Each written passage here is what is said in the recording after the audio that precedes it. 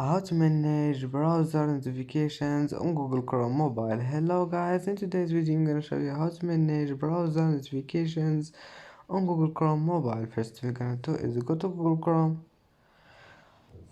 and then click these 3 points here. These 3 points, click on it and then click settings and go down and you will find notifications here. Click on it and then go down and you will find the hair browser.